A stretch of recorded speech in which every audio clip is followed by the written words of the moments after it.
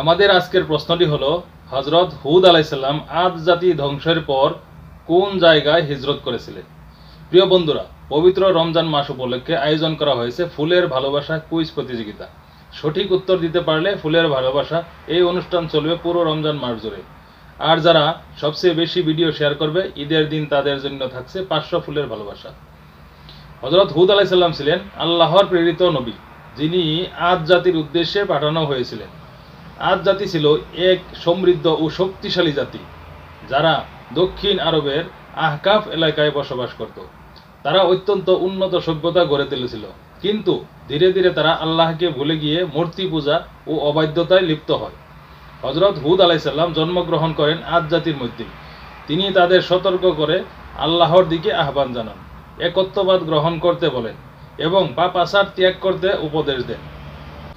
কিন্তু আদ জাতি তার কথা অমান্য করে এবং তাকে মিথ্যাবাদী বলে ব্যঙ্গ বিদ্রুপ করতে থাকে। বলা হতো, আমরা অনেক শক্তিশালী, আমাদের কিছুই হবে না। অবশেষে তাদের অবাধ্যতার কারণে আল্লাহ কঠিন আযাব পাঠান। প্রথমে 3 বছর পর্যন্ত প্রবল খরা হয়, কিন্তু তারা তওবার পরিবর্তে অহংকার করতে থাকে। এরপর একদিন এক বিশাল কালো মেঘ দেখা যায়।